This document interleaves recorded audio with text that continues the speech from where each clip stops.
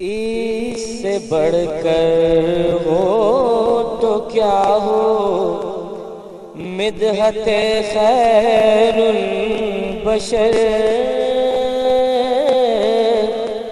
اس سے بڑھ کر ہو تو کیا ہو، مدحت خیر البشر۔ الرحمن الرحیم، الحمدللہ رب العالمین، والصلاة والسلام علی سید الانبیاء والمرسلین۔ ناظرین محترم، السلام علیکم۔ آپ کا میزبان تسلیم احمد صابری پروگرام خوشبو حسان کے ساتھ حاضر خدمت ہے۔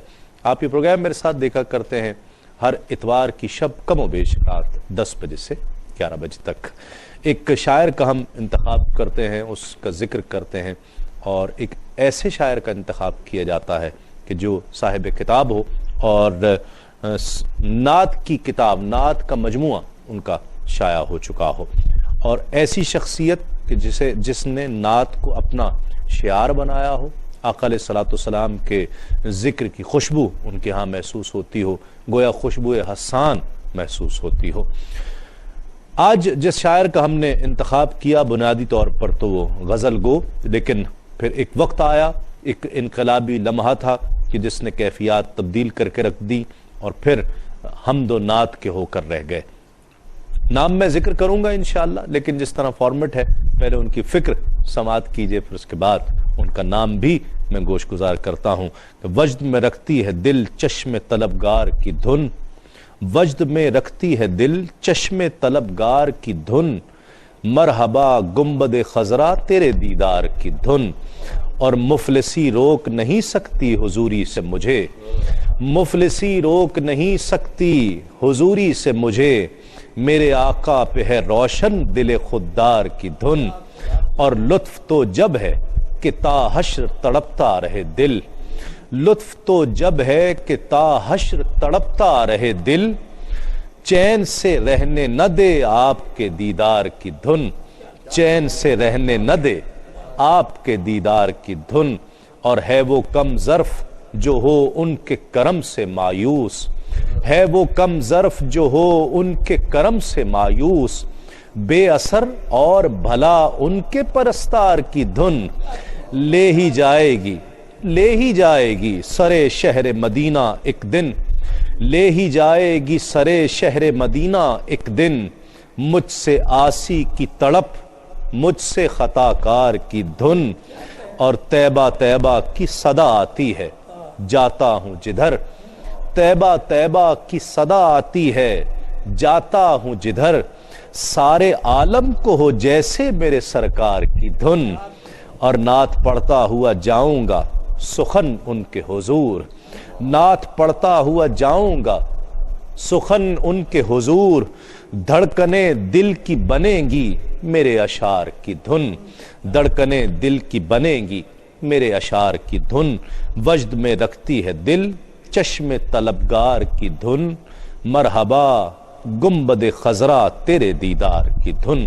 سجاد سخن آج وہ شاعر جن کا ہم آج انتخاب کیے ہوئے ہیں، اور ان کا تذکرہ کریں گے، ان کے کلام کے محاسن کا تذکرہ کریں گے۔ اس عہد کے بہت بڑے شاعر، ان کا ذکر ہوگا انشاءاللہ، ان کے کلام کے محاسن کا ذکر ہوگا۔ ہمارے ساتھ تشریف فرما ہے ایک بہت ہی ممتاز محترم ادیب شاعر ہمارے درمیان، تحقیق نگار جن کے ساتھ بلا مبالغہ جن کے لیے کہا جائے بہت سی کتب کے آپ مصنف، محقق، اور ترتیب آپ نے بہت سی کتب کو دی۔ اس عہد کا بہت بڑا نام جناب قمر وارثی صاحب ہمارے ساتھ تشریف فرما ہے، ان کے ساتھ تشریف فرما ہے عہد حاضر کے ایک اور بہت ہی ممتاز و محترم ادیب شاعر تحقیق نگار ہمارے ساتھ تشریف فرما ہے پروفیسر منظر ایوبی صاحب، جو ہمارے کئی پروگرامز کی زینت ہوا کرتے ہیں، ہمارے ساتھ تشریف فرما ہے۔ ان کے ساتھ تشریف فرما ہے نوجوان پرعزم، خوش آواز، خوش انداز، مشہور و معروف جناب فیصل حسن نقشبندی۔ السلام علیکم تینوں مہمانوں کا بہت شکریہ۔ ناظرین کرام، حمد سے آغاز کرتے ہیں، اور حمد باقاعدہ طور پر شامل کرنے کی میں وجہ بھی آپ سے ذکر کروں گا کہ وہ کیا ہے۔ آئیے سماعت کرتے ہیں۔ ورد لب حمد کبریا رکھیے،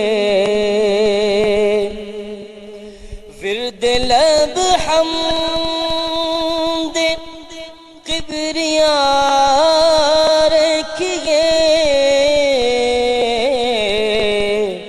یہی بخشش کا آسرا رکھیے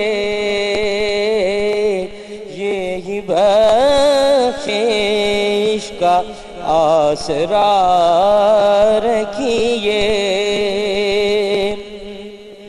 جان کس وقت واہ باب اثر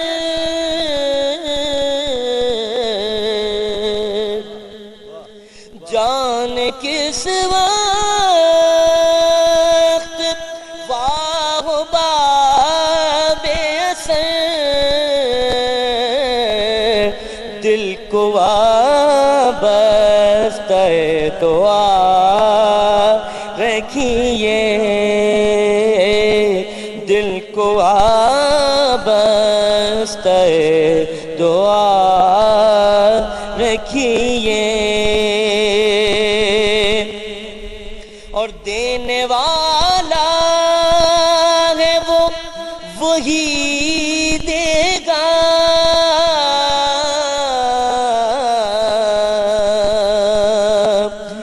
دینے والا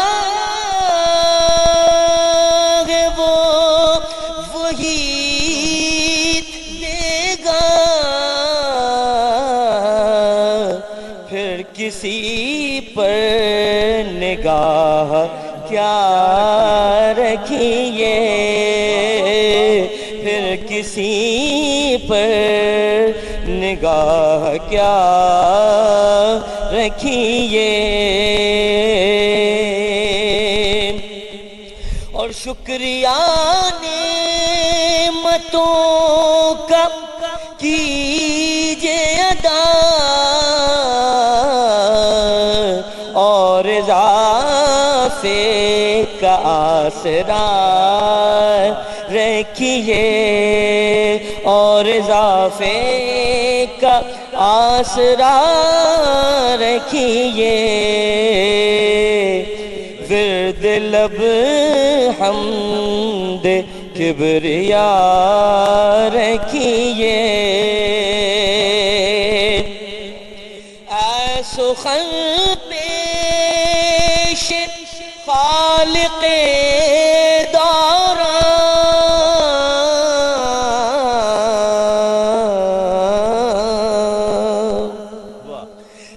سخن پیش خالق دوران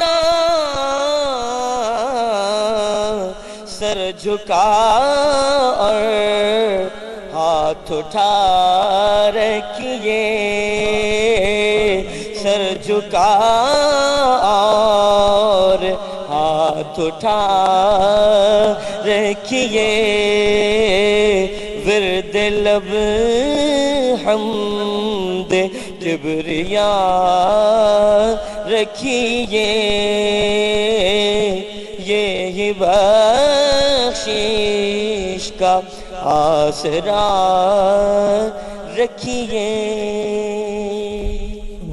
ماشاءاللہ ناظرین کرام سجاد سخن کا اصل نام سجاد علی خان قلمی نام سجاد سخن آپ سخن تخلص کیا کرتے والد گرامی کا نام وارث علی خان آپ کی پیدائش 9 جولائی سن 1933 میں ریاست رامپور یو پی بھارت میں ہوئی 11 سال کی عمر میں پہلا شعر کہا استاد الشعراء رشید احمد رامپوری کے آپ شاگرد تھے 1952 سے 1980 تک رئیس امروہوی کے ساتھ ادبی اور صحافتی زندگی کے شب و گروز گزرے سجاد سخن نے شعراء اور ادیبوں کی محافل میں بھرپور حصہ لیا اور اپنی شعری عظمت کا سکہ بٹھایا ان کی قادر الکلامی اور فکر و فن کی پختگی نے انہیں شہرت کے آسمان پر پہنچا دیا قمر وارسی صاحب نے دبستان وارسیہ کی بنیاد رکھی اور بہاریہ مشاعروں کے بجائے ردیفی نعتیہ مشاعروں کا آغاز کیا بس یہیں سے سجاد سخن کی زندگی میں انقلاب آتا ہے اور وہ سجاد سخن جس نے رومانوی نظموں اور غزلوں کے سوا کبھی کچھ نہیں کہا تھا دیکھتے ہی دیکھتے بارگاہ رب ذوالجلال میں حمد کا نذرانہ پیش کرتے ہیں، بارگاہ رسالت میں آپ صلی اللہ علیہ وآلہ وسلم میں نعت کا نذرانہ پیش کرنے لگے۔ اسی دوران کچھ عرصے بعد ان کا پہلا نعتیہ مجموعہ رنگ روشنی خوشبو منصہ شہود پر آیا۔ اس کے بعد سجاد سخن کی دنیا جیسے تبدیل ہو گئی اور بہاریہ شاعری تقریباً چھوڑ دی، اور پھر اس کے بعد حمد اور نعت مناقب اور سلام سے وابستہ ہو گئے۔ اس کے بعد حمد کا مجموعہ رب العالمین شائع ہوا، اور پھر نعت کا مجموعہ حاضری و حضوری شائع ہوا۔ ایک مجموعہ رب العزت جو ان کا زیر اشاعت ہے۔ سجاد سخن ہمہ صفت قلمکار تھے، شاعری کی کون سی ایسی صنف تھی جو ان کی دسترس سے باہر تھی؟ وہ آخری وقت تک تخلیق ادب میں مصروف رہے، طویل علالت کے باعث انتہائی نحیف ہو گئے تھے، لیکن ذہنی طور پر بالکل صحت یاب تھے۔ لیکن افسوس کہ آخر موت نے ان کے ہاتھ سے قلم چھین لیا، اور شعر و ادب کا یہ آفتاب 16 جون سن 2011 کو غروب ہو گیا۔ کم و بیش 77-78 سال عمر انہوں نے پائی۔ وارثی صاحب، ایک تو آپ کا سب سے پہلے تو شکریہ کہ آپ نے ایک ایسا بڑا شاعر نعت کی طرف راغب کیا۔ کیا کہتے ہیں سجاد سخن صاحب کے حوالے سے؟ اور آپ نے تو وہ انقلاب کا لمحہ دیکھا ہے، اور اللہ نے بلکہ آپ کو وسیلہ بنایا۔ یہ آپ نے ابتدا میں تو ان کے بارے میں بتا دیا کہ 11 سال کی عمر سے انہوں نے شعر کہنا شروع کیا، اور 13 سال کی عمر میں وہ حضرت استاد الشہرا حضرت رشید رامپوری صاحب کے اطلاع میں شامل ہو گئے تھے۔ لیکن 16 سال کی عمر میں انہوں نے پہلا کل ہند مشاعرہ پڑھا جو رامپور میں ہی منعقد ہوا۔ واہ واہ۔ اس کے بعد وہ ظاہر رئیس رامپوری اور اظہر عنایتی جیسے لوگ ان کے ساتھیوں میں سے تھے۔ پاکستان آنے کے بعد انہوں نے سن 58 تک بہت جوش و خروش کے ساتھ شاعری بھی کی، صحافت کے بھی حوالے سے بہت، اور شاعری تمام بہاریہ شاعری، تمام بہاریہ شاعری اور نظم، ان کے ہاں نظم کا بھی پورشن جو ہے وہ خاصا مضبوط ہے۔ لیکن 58 کے بعد سے وہ کچھ گروہ بندیوں کے حوالے سے بہت دل برداشتہ ہو گئے، تو انہوں نے گوشہ نشینی اختیار کر لی۔ ٹھیک۔ مگر جب سن 79-80 میں اختر لکھنوی صاحب سے ان کی ملاقات ہوئی، تو انہوں نے مجھے بتایا کہ بھئی تو بہت خوبصورت شاعر ہیں، اور وہ تو کہیں جاتے آتے نہیں ہیں۔ تو میں ان کے ساتھ گیا، اور ان کو وہاں سے میں نے کہا کہ بھئی ہمارے کچھ مشاعرے ہوتے ہیں۔ اس وقت ہماری ایک تنظیم تھی بزم ارباب سخن کے نام سے، ٹھیک۔ ہم وہاں سے ان کو لائے۔ ایک دولت ہاؤس ہمارے یہاں ایک جگہ تھی، اورنگی پائلٹ پروجیکٹ کا آفس اس میں تھا۔ اچھا۔ اس میں انہوں نے سروس بھی کی، اور کافی عرصے وہ وہاں ملازم رہے۔ وہیں سے ایک پرچہ نکلتا تھا، اور ماہنامہ اورنگی سہمائی کے نام سے، اس میں میں اور اختر لکھنوی صاحب ان کے ساتھ کام کرتے تھے، وہ اس کے ایڈیٹر تھے۔ میں نے ان کو ارباب سخن کا صدر منتخب کروایا، ٹھیک ہے، تو تاکہ یہ ان کی جو مطلب سرگرمیاں ایکٹیویٹی جو ہے وہ رہے۔ ٹھیک ہے۔ مگر یہ ہے کہ وہ کم ادھر آئے، مگر وہ ان کی جو توجہ، ایک تو سماجی کے معاملات میں بھی ان کی توجہ بہت رہی ہے، صحافت سے بھی بہت منسلک رہے ہیں۔ شاعری کی طرف جب ہم ادھر ان کو لائے تو وہ مجھ سے کہتے رہتے تھے کہ یار کچھ نیا ہونا چاہیے۔ تو ہم نے جب 1994 میں دبستان وارثیہ کی بنیاد رکھی اور ان سے مشورہ کیا، وہ تھے اختر لکھنوی صاحب تھے، اور ہمارے ایک بزرگ تھے ظہوریہ سلسلے کے بابا معین الدین ظہوری چشتی نعیمی، جو ہماری بہت حوصلہ افزائی کرتے تھے۔ تو ہم نے ان کے سامنے ایک تجویز رکھی کہ بھئی ہم دبستان وارثیہ کے زیر اہتمام نعت کے حوالے سے کچھ کرنا چاہتے ہیں، ٹھیک، کیونکہ یہ نام جو ہے حضرت حاجی وارث علی شاہ صاحب کا رحمۃ اللہ، نعت کے حوالے سے ایک بہت عظیم معاملہ ہے، ایک منفرد روحانی فیضان ہے ان کا نعت کو شعراء کے لیے۔ تو پھر ہم سے پوچھا گیا کہ آخر آپ کا کیا اس میں خیال ہے، یا کیا چاہتے ہیں آپ؟ وہی نعت کے لیے تو بہت سے لوگ کام کر رہے ہیں۔ تو میں نے کہا بھئی میں نے تو یہ انفرادیت رکھی ہے اس میں کہ ہم نعت کے مشاعرے کروائیں، اس میں کوئی مصرع طرح نہ دیں بلکہ ایک ردیف دیں، اچھا، واہ واہ، تاکہ وہ شاعر جو ہے وہ بحر اور قافیے کا خود انتخاب کرے، ٹھیک، اس میں اس کو آزادی ہونی چاہیے۔ سجاد سخن صاحب نے سب سے پہلے اس کی تائید کی اور انہوں نے کہا کہ یہ سب سے اچھا سلسلہ ہے اور آپ دیکھیے گا کہ یہ انشاءاللہ بہت تیزی سے یہ سلسلہ آگے بڑھے گا، اور انہوں نے خود بھی اس میں بہت دلچسپی لی۔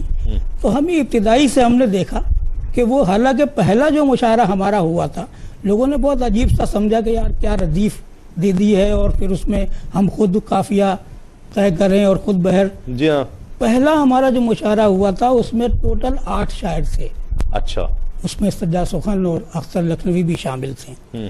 لیکن پچھلے سال جو ہمارا جو لاہور میں بھی ہمارے مشاعرے اس سلسلے کے ہوتے ہیں، تو پچھلے سال جو ہمارا لاہور میں مشاعرہ ہوا تھا وہ الحمرہ میں، اس مشاعرے میں 80 شعراء، ردیفی مشاعرے 10 میں گنا بڑھ گئے، 80 شعراء اس کے اندر شریک تھے۔ واہ واہ تو واہ، یہ صورتحال اس سلسلے کی جو اتنا مقبول یہ سلسلہ ہوا۔ اچھا، سجاد سخن صاحب کے اندر ایک بات یہ تھی کہ وہ ہمیشہ کچھ نہ کچھ ایک نیا کرنے کی دھن ان کو رہتی تھی۔ تو ہمارا جب تیسرا ہی مشاعرہ یہ ابھی ہوا تو مجھ سے کہنے لگے یار نعت تو سب کہہ کے لاتے ہیں اور میں نے بھی نعت کہی ہے، مگر میں اسی ردیف پہ حمد بھی کہوں گا۔ واہ تو واہ، انہوں نے سب سے پہلے کسی ردیفی مشاعرے میں حمد کہنے کی بنیاد رکھی۔ اچھا، اس مشاعرے میں حمد سننے جو شریک شعراء تھے تو ان کو بڑا اچھا لگا۔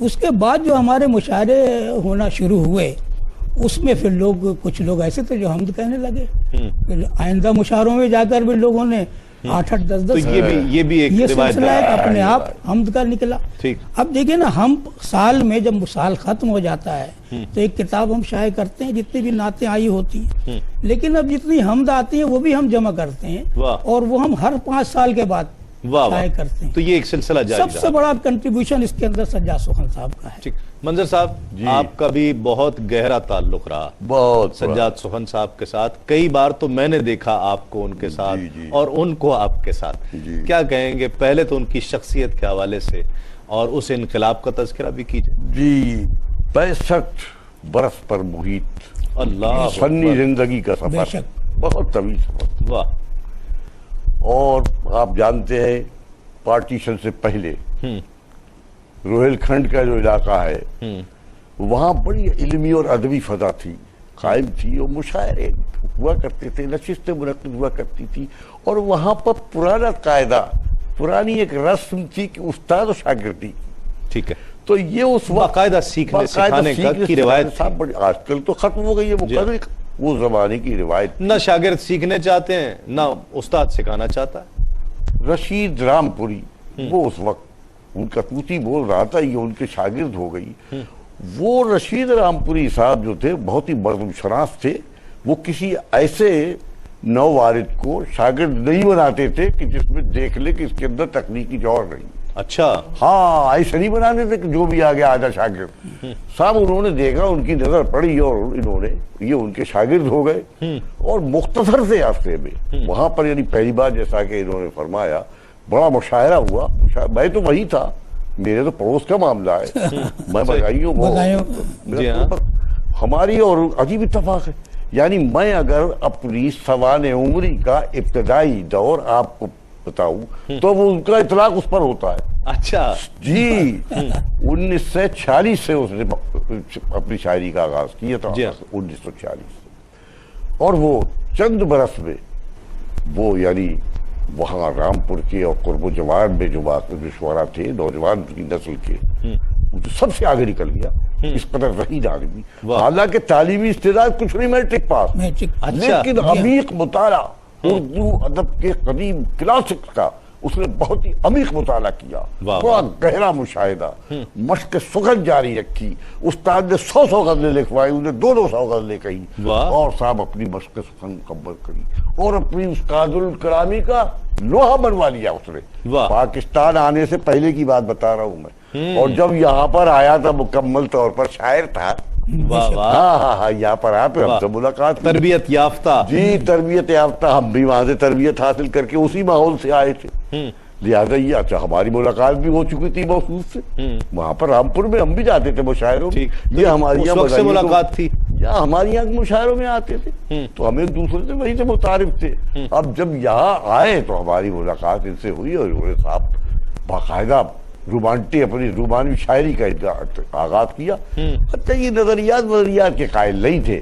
اصل میں انہوں نے وہی قدیم ہمارا جو عشق اور محبت اور حسن و عشق کی جو شاعری تھی, جو موضوعات تھے برکت حسن و جمال کی شاعری, وہی انہوں نے یہاں پر شاعری کی یہاں پر. لیکن یہ کہ میں نے جیسا کہ عرض کیا کہ قادر الکلام اپنی جگہ بہت جلد ہمارے یہاں گھل مل گئے اور آگے نکلنے کی کوشش کی, آگے بڑھنے کی کوشش کی. ایک وقت ایسا آیا کہ ان کی مخالفت لوگوں نے شروع کر دی, کیونکہ ایسا دیکھیں نا ہماری یہاں کیا زندگی کے ہر شعبے میں ایسا ہوتا ہے کہ جو آگے بڑھتا ہوا ہونی شروع ہوتی ہے. تو اس نے بہت جلدی یعنی اپنے آپ کو اپنے فن کا لوہا بنوایا, اپنی فکر کی پختگی قادر الکلامی کے زور پر. اس کو کچھ نقصانات بھی ہوئے جس کا میں ذکر کروں گا. میں اس کے پوری فنی سفر کو 4 حصوں میں تقسیم کرتا ہوں. بڑا عظیم شاعر تھا یہ, آج ہم آپ کو بتاتے ہیں. پہلا اس کی تخلیقی دور تو وہی ہے جو میں نے انڈیا کا بتایا. دوسرا دور اس کا شروع ہوتا ہے جب پاکستان میں یہ آتا ہے, اور یہ دور جو ہے اس وقت تک رہتا ہے جب تک کہ یہ آؤٹ نہیں ہو جاتا ہے اسکرین, گوشہ نشین ہو جاتا ہے. اور پھر ایک گوشہ نشینی کے ہونے کے بعد بھی قلم کا اور کرتاس کا رشتہ برقرار رکھتا ہے. شکم و نان کا رشتہ برقرار رکھنے کے لیے میدان اس نے وہی صحافت کا ہو یا اسٹیج کا ہو یا فلم کا ہو, بڑی آسائش سے زندگی گزاری, ملازمت نہیں کی. اور صاحب وہ شاعری بھی یہاں پر چھا گیا. چند ہی برسوں کے اندر لوگوں نے مخالفت شروع کی. اچھی بات ہے, تو آگے نکل جائیں گے. اس نے کہا بھیا یہ گروہ بندی ورزی مجھے پسند نہیں ہے. پہلے مشاعرے خوب لوٹتے تھے, وہ بھی لوٹتے تھے, ہم بھی لوٹتے تھے. اور اس کے بعد یہ آؤٹ آف پکچر چلا گیا. ایک وہ خاندانی خودداری بھی تھی. میں نے کہا بھائی مجھ سے ملاقات, میں نے کہا یار کہاں رہتے ہو تم کہاں چلے گئے؟ بولے بھائی یہ گروہ بندی میں تمہیں مبارک ہو, تم مقابلہ کر سکتے ہو. بھائی میں مقابلہ نہیں کر سکتا ان لوگوں کا, میرا اپنا تخلیق میرا جو ہے وہ میرے پاس اتنا وقت نہیں ہے. نتیجہ یہ فلم میں گئے, ادھر گئے, اسٹیج وہاں بھی کرتے گئے اور اپنے اسکرپٹ لکھتے رہے, کام کسی طرح جاری رکھا. ٹھیک. اب ہوتا یہ ہے کہ 21 سال کے بعد میں 21 سال یہ غائب رہے گوشہ گمنامی میں. کہا کہ سجاد سخن اتنا اچھا کہنے والا, رئیس امروی بھی یاد کریں, ہم بھی یاد کریں, جون ایلیا بھی یاد کریں, ساری دنیا یاد کرے. ارے بھائی وہ سجاد سخن کہاں چلے گئے؟ مشاعروں کی جان تھے, مشاعرے ساتھ ساتھ پڑھتے تھے. پتہ چلا کہ موصوف کی واپسی ہونے والی ہے. کیوں؟ کراچی میں اورنگی پائلٹ پروجیکٹ کی بنیاد رکھی گئی تھی. اختر حمید خان صاحب سی ایس پی, پرانے سی ایس پی, وہ اس کے سربراہ تھے. انہوں نے صاحب اس کی پروجیکٹ کی بنیاد رکھی, بڑا کام کیا اورنگی ٹاؤن میں. تو ادب کا اور ثقافت کی یہ بھی شعبہ انہوں نے برقرار رکھا, اس کو بھی فروغ حاصل. یہ موصوف جو بیٹھے ہوئے ہیں یہ پہلے سے ان کا بھی قیام تھا اورنگی میں. انہوں نے ایک ارباب سخن کی انجمن کی بنیاد ڈالی ہوئی تھی, اس کے تیرے تمام ان کی سرگرمیاں جاری تھیں. تو جیسا کہ انہوں نے آپ نے ذکر کیا ابھی, ان کی یہی وہ شخص ہے یہ, اور ایک اختر لکھنوی اور ایک رشید انجم لکھنوی, وہ بھی ہے یہ, اور جبران انصاری. ٹھیک ہے نا بھائی, یہ اس دور کے لوگ ہیں, اس دور کے لوگ ہیں جب یہ جب واپسی ہوئی ہے, جیسے ٹارزن کی واپسی ہوتی تھی نا, اس طریقے سے ہم کہتا یہ تھا میں نے کہا بھائی اب ٹارزن کی واپسی ہو گئی ہے, آ جاؤ میدان میں. کیونکہ لوگ تو خائف تھے نا اس کی قابلیت سے. تو پھر یہ اس کو لائے اور انہوں نے اس کو رائے راست پر ڈالا. وہ جو اس کی اندر لاوالی پن تھا, وہ کبھی نظم کہہ رہا ہے, کبھی غزل کہہ رہا ہے, کبھی قصیدہ کہہ رہا ہے, کبھی اسٹیج کے لیے اسکرپٹ لکھ رہا ہے. یہ جو لاوالی پن تھا یعنی یکسوری اس کو حاصل نہیں تھی نا, انہوں نے پتہ نہیں کیا اس کے گھول دیا, اسے کیا پلا دیا صاحب گول کے. فوراً اس کا ذہن بدلا اور وہ مکمل طور پر نعت, حمد, سلام, قصیدہ, مدحت ان کی طرف. اچھا اس کے بعد پھر کہا ہی نہیں کچھ, بہاریہ شعر نہیں کہا؟ نہیں, بہاریہ شعر وہ اپنی مشق جاری رکھی. اچھا ہاں وہ کلام جو ہے اس کو مسلسل جاری رکھا اس نے، ایسی بات نہیں ہے، لیکن اپنے آپ کو ڈیووٹ کر دیا اس نے اپنی، اس نے کہا کہ یعنی بہت کم عرصے میں یہ ان 3 کتابوں کا آ جانا. ہاں یہ تو یعنی آپ یہ سمجھیے کہ 1980 کا واقعہ ہے. سن 1980 کے بعد میں جو اس کی سرگرمیاں ان کی جو جاری ہوئی ہے سمجھے نعت نگاری کے سلسلے میں، اور جنہوں نے نئی نئی چیزیں پیدا کی، یہ اس میں اس نے خاص ان کا ہاتھ بھی انہوں نے بتایا. کہا ضرور اس میں، اس کے بعد وہ شعر تو کہتے رہے، لیکن جو ایک وارفتگی اور ایک جو دلچسپی ان کی یہاں تھی وہ نظر وہ نہ. مجھے اصل میں ان کا ایک جملہ جو ہے وہ بہت زیادہ مجھے محسوس ہوا. وہ انہوں نے مجھ سے ایک مرتبہ یہ کہا کہ بھئی قمر تم نعت کہتے ہو، کون سی ادب کی خدمت کر رہے ہو؟ ارے تو یہ کوئی ادب کی خدمت تو نہیں ہے، یہ تو ایک عقیدت کی بات ہے. بھائی آپ نے نعت کہی، اجازت ہے، ایک آدھ محفل میں آپ نے پڑھ لی، بات ختم ہو گئی. یہ کوئی ادب کا کوئی سرمایہ تو یہ ہے نہیں.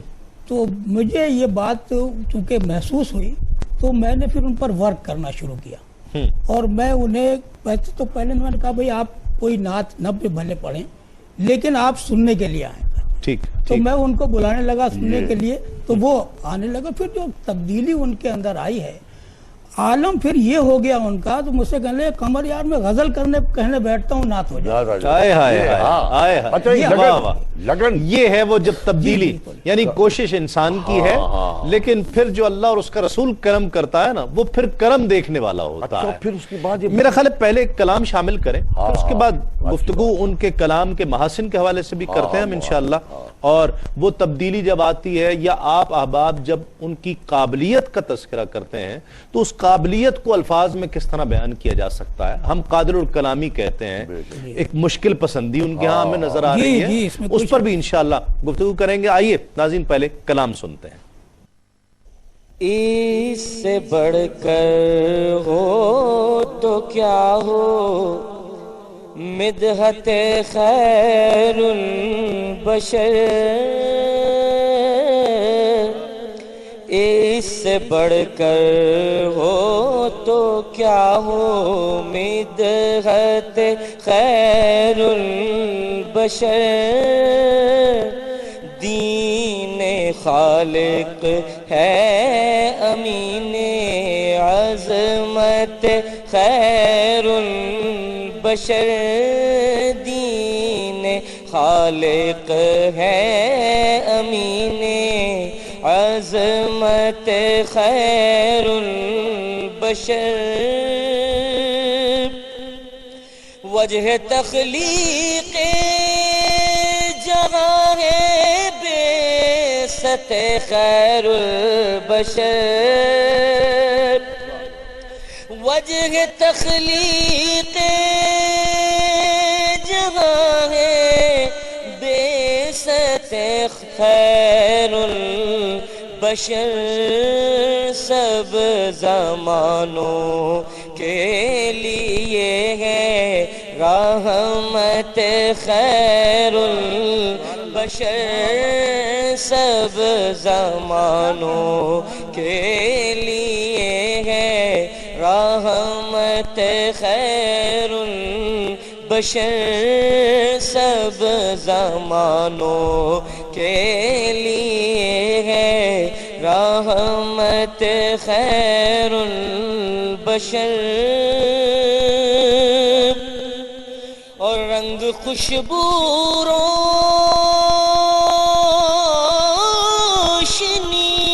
میں غرق ہے قلب و نظر. رنگ خوشبو روشنی میں غرق ہے قلب و نظر. ہے تصور میں جمال جنت خیر البشر. ہے تصور میں جمال جنت خیر البشر. اور کیا دیکھیے گا کہ ناز ہے ہم کو کہ ہے ان کے غلاموں کے غلام، ناز ہے ہم کو کہ ہیں ان کے غلاموں کے غلام، جن کو بخشی تھی خدا نے قربت خیر البشر، جن کو بخشی تھی خدا نے قربت خیر البشر، روز روشن ہے برا کیا ہے بھلا کیا ہے سخن، روز روشن ہے برا کیا ہے بھلا کیا ہے سخن، رہنمائے زندگی ہے سیرت خیر البشر، رہنمائے زندگی ہے سیرت خیر البشر، ایسے بڑھ کر ہو تو کیا ہو مدحت خیر البشر، دین خالق ہے امین عظمت خیر البشر۔ ماشاءاللہ ماشاءاللہ۔ ناظرین کرام، ایک کلام میں آپ کی خدمت میں پیش کرنا چاہتا ہوں اور اس کا لطف لیجئے، اور ایسی ردیف آپ نے کبھی نعت میں نہیں سنی ہوگی کہ ہو کے جب مست ثنا ہونٹوں نے چٹخارے لیے، ہو کے جب مست ثنا ہونٹوں نے چٹخارے لیے، فکر اترانے لگی لفظوں نے چٹخارے لیے، اور اللہ اللہ ان کے مستوں کا سرے طیبہ نصیب، دل جھکے اس در پر اور ماتھوں نے چٹخارے لیے، اور گھوم کر طیبہ کی گلیوں میں تصور میں سخن، گھوم کر طیبہ کی گلیوں میں تصور میں سخن، بند آنکھوں نے مزے پیروں نے چٹخارے لیے۔ یعنی ایسی ردیفوں کا استعمال ایک تو اور نعت میں، پھر دھن، مہک، فاصلہ، رونق، یعنی مشکل پسندی ان کے وہاں بہت تھی۔ ایک چیز میں آپ کو بتا دوں، ایک دفعہ میرے پاس آئے، کہنے لگے کہ بھائی اچھا یہ انہوں نے کچھ انداز سکھا، میں سمجھ گیا کہنے کیا چاہتے ہیں۔ افسوس یہ تھا کہ اتنا یعنی خدمت کرنے کے باوجود، اتنا تخلیقی سرمایہ جمع کرنے کے باوجود، اپنی فن کا لوہا منوانے کے باوجود، میں جس مقام پر خود کو دیکھنا چاہتا تھا وہاں پہنچ تو گیا، لیکن میرا اعتراف کمال فن نہیں ہوا۔ یہ اس کے دل میں ایک بہت ہی چبھن سی تھی، اور مجھ سے کہنے لگے بھائی کیا بات ہے، چھوٹے چھوٹے چھڑوئیے جن کی شاعری کی عمر مشکل سے 10-15 برس ہوگی، ارے ان کو ایوارڈ دیے جاتے۔ اچھا آپ یہ تو دیکھیے، غزل والوں نے انہیں یاد رکھا یا نہیں رکھا، نعت والوں نے انہیں یاد رکھا ہے، وہ تو ٹھیک ہے، اور پورا پروگرام ہم نے پیش کیا ہے، وہ صحیح ہے، آپ کی کہنا صحیح ہے، لیکن ان کو اصل میں ناز اور فخر اس پر بھی تھا کہ جو کچھ وہ اس سے پہلے کہہ چکے ہیں، اور اس کا انہوں نے اس میں اپنی ان کی تخلیقی صلاحیتیں کمتر نہیں ہے کسی۔ ہمارے ساتھیوں میں وہ جو کلام ہے ان کا سنجیدہ کلام جو ہے وہ کسی طور بھی کمتر نہیں ہے دوسروں سے، بڑا معیاری کلام ہے۔ میرے خیال کلام کے محاسن کے حوالے سے گفتگو کرتے ہیں، وہ کیا چیزیں ہیں، وہ کیا اوصاف ہیں کہ جو انہیں قادر الکلام بنا رہی ہیں، ایک بہت بڑا شاعر بنا رہی ہیں، اور غزل کی جو تربیت لے کر وہ آ رہے ہیں وہی جاذبیت ان کی نعت میں ہے؟ دیکھیے جب وہ نعت کی طرف آئے تو وہ نعت کے تقاضوں سے پوری طرح واقف تھے، اسی لیے انہوں نے سرکار کی سیرت کا بغور مطالعہ کیا۔ جس طرح حمد میں جو پہلے پڑھی گئی اس میں ایک شعر آیا، شکر کرو اور ادا کرو، اور بغور مطالعہ کیا، اور خوب، اور پھر اسی انداز سے ان کو اشعار میں انہوں نے ڈھالنا شروع کیا۔ مثال جیسے ان کا ایک شعر ہے کہ جہاں تمام ہر ایک زاویہ شعور کا ہے، جہاں تمام ہر ایک زاویہ شعور کا ہے، وہیں سے سلسلہ ارتقاء حضور کا ہے۔ ہائے ہائے ہائے، اب آپ دیکھیں، یہ بغیر جب تک کوئی شخص حضور کی سیرت کا مطالعہ نہ کرے اس وقت تک اس انداز سے شعر نہیں کر سکتا۔ ٹھیک۔ اور پھر وہ کہتے ہیں کہ شب ازل سے نمود سحر ہوئی جس وقت، شب ازل سے نمود سحر ہوئی جس وقت، وہی تو وقت میرے سرکار کے ظہور کا ہے۔ ہائے ہائے، واہ۔ اب آپ دیکھیں کہ وہ سارا معاملہ، یہ سیرت جس نے مطالعہ کیا ہے وہی اسی انداز سے کہہ سکتا ہے، بولتا تھا ان کا مطالعہ اس میں تھا۔ اور جب اس قسم کے اشعار جب پڑھتے، ہمارے یہاں جیسے کہ میں نے پہلے آپ سے ذکر کیا کہ ہمارے یہاں ایک کمیٹی دبستان وارثیہ میں ہے 5 رکنی، جو شعراء کی اس تڑپ کی تک کا زیادہ تر توجہ ان کی رہتی ہے کہ کس کے یہاں زیادہ تڑپ۔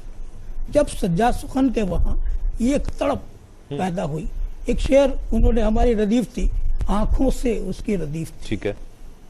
وہ کہتے ہیں تیرے نبی پہ ہے افضل خطاب آنکھوں سے، ہائے ہائے، کیا بات، تیرے نبی پہ ہے افضل خطاب افضل خطاب آنکھوں سے، ٹپک بچا دل خانہ خراب آنکھوں ہائے سے۔ ہائے، میں لکھا ہائے، یہ انداز ہائے دیکھیے ہائے۔ آپ۔ تو جب صورت پیدا ہو گئی ان کی، تو ہمارے یہاں یہ فیصلہ ہو گیا کہ بھئی سجاد سخن انشاءاللہ عمرے پہ جائیں گے۔ واہ تو واہ، پھر وہ عمرے پہ گئے، اور وہاں جو ان کے معمولات دیکھے، اور وہاں جو انہوں نے بہت سے شعر وہاں بھی کہے، لیکن ان کے وہاں جو معمولات تھے ان کو میں نے ایسا محض جیسے کوئی مجذوب شخص ہوتا ہے، اس انداز سے میں نے ان کو پایا۔ واہ۔ اچھا، جو میں جذکر کرنا چاہ رہا ہوں آخر میں، وقت کی کمی کا احساس یقیناً ایک ایسے شاعر کی گفتگو، اور آپ احباب یہاں پر ہمارے ہاں رونق افروز ہیں، رنگ، روشنی، خوشبو، مہک، رونق کی ردیف میں نے دیکھی، جو ان کے ہاں استعارے ہیں وہ بہت مثبت علامات ہیں۔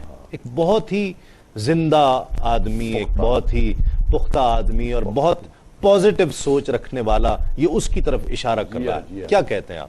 بھائی دیکھیے، میں آپ سے عرض کروں کہ ان تمام حقائق کے باوجود میں پھر وہی بات کروں گا کہ اس پر ہمیں غور کرنا چاہیے کہ وہ اسباب و علل کیا ہیں کہ جس کی وجہ سے اس کو انعام یا ایوارڈ نہ مل سکا۔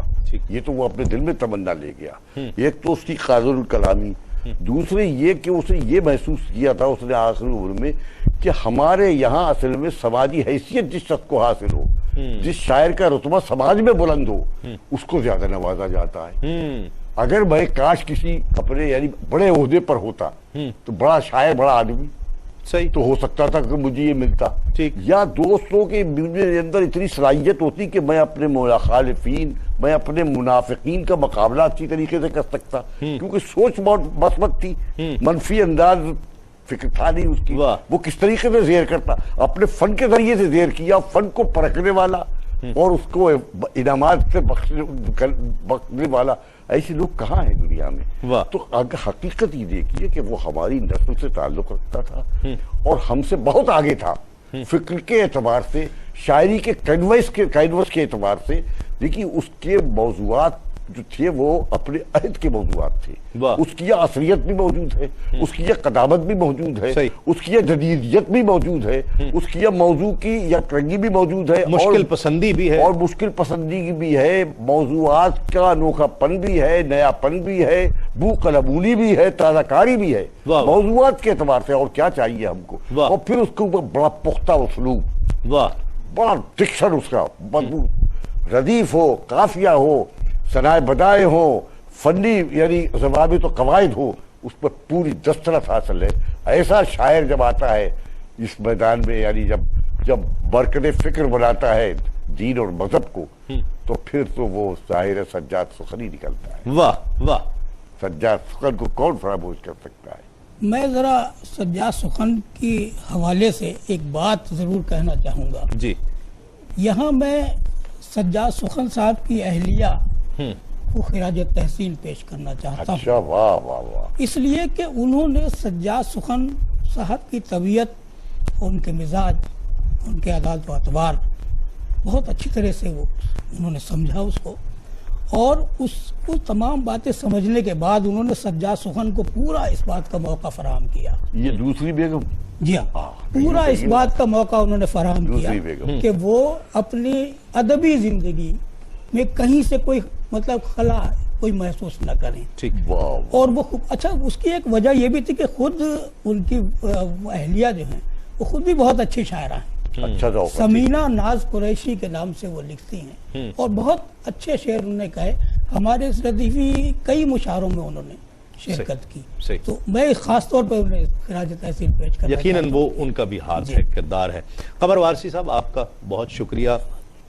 منظر ایوبی صاحب آپ کا بہت شکریہ. فیصل حسن نقشبندی صاحب آپ کا بہت شکریہ، آپ تشریف لائے. ناظرین کرام، اس طرف جو اشارہ کیا منظر ایوبی صاحب نے بھی، میں بھی یقیناً اس کا ذکر کرنا چاہتا ہوں کہ وہ ارباب اختیار کہ جنہوں نے ایک ایسے شاعر کو فراموش کر دیا کہ جسے یہ محققین اس دور کا بہت بڑا شاعر قرار دے رہے ہیں، اور انہیں یہ دکھ تھا. لیکن سجاد سخن غلام رسول ہے، اس لیے کہ انہیں ایوارڈ مکین گنبد خضرا سے ملا ہے، اور میں یہ سمجھتا ہوں کہ یہ ان کی دعا کی قبولیت ہے. انہوں نے خود کہا تھا، خدا کرے کہ میری زندگی میں آئے وہ دن، خدا کرے کہ میری زندگی میں آئے وہ دن، سخن کے ساتھ لکھیں لوگ جب غلام رسول، سخن کے ساتھ لکھیں لوگ جب غلام رسول. بہاریہ شاعری والوں نے، غزل والوں نے اگر انہیں بھلا دیا تو جس نے نعت سرکار کی کہی ہو سرکار اسے بھلایا نہیں کرتے ہیں، اس کا چرچا کر دیا کرتے ہیں. اور جب کوئی اس بارگاہ میں محبوب ہو جاتا ہے، جب اللہ رب العزت کے نزدیک وہ عزت پا جاتا ہے، محبوب ہو جاتا ہے، تو پھر اس کی محبتیں اور اس کی عزتیں لوگوں کے دلوں میں ودیعت کر دی جاتی ہیں. اور ہمارے دلوں میں بہت احترام ہے ان کی. چونکہ یہ دعا تھی تو میں اختتام اس قبولیت کے ساتھ، اس یقین کے ساتھ کہ وہ دعا قبول ہو اور ان کے نام کے ساتھ غلام رسول لکھا جائے، میں انہیں کہتا ہوں سجاد سخن تم غلام رسول ہو، سجاد سخن تم غلام رسول ہو. غلام رسول ہو تو رسول نے انہیں باقاعدہ مجموعے جن کے شائع ہوئے، حمد کے، نعت کے 2 مجموعے، حمد کا بھی دوسرا مجموعہ آنے والا ہے. تو یہ کرم نوازی تو پھر اسی بارگاہ سے ہوا کرتی ہے، جسے وہ نوازا کرتے ہیں پھر وہ اس قابل ہو جایا کرتا ہے. اور ان کا ایک قطع جو میں پیش کرنا چاہتا ہوں، اور 2 سال پہلے کیو ٹی وی سے ہی آپ نے آئی ڈی کے طور پر اسے سنا اور وہ بہت مشہور ہوا. میں کہیں بھی گیا تو لوگ اس کی فرمائش کیا کرتے تھے. آج ان کو بھی پتہ چل جائے کہ یہ قطع کس کا ہے، سجاد سخن کا ہے کہ شہید مرتے نہیں اور حسین جیسے شہید، ہم اس یقین کو حق آگہی سمجھتے ہیں، ہماری پلکوں پہ آنسو نہیں چراغاں ہے، ہماری پلکوں پہ آنسو نہیں چراغاں ہے، غم حسین کو ہم روشنی سمجھتے ہیں، غم حسین کو ہم روشنی سمجھتے ہیں. اپنے میزبان تسلیم احمد صابری کو اگلے پروگرام تک کے لیے اجازت دیجئے. تسلیمات. نبی تو اور بھی ہے انتخاب، کوئی نہیں. نبی تو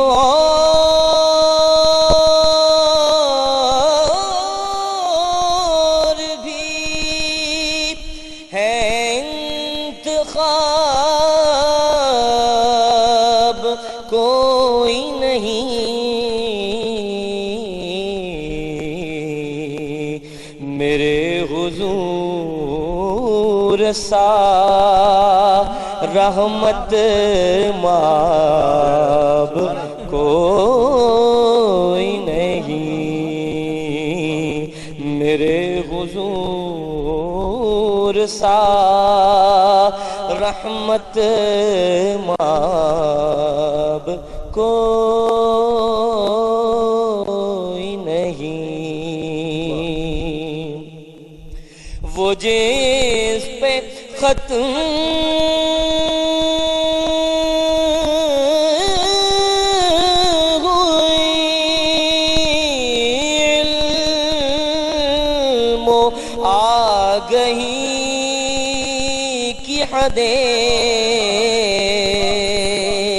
وہ جس پہ ختم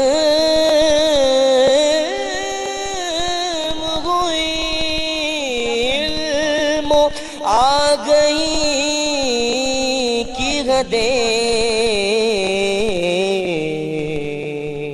سوائے آپ کے امی خطاب کوئی نہیں،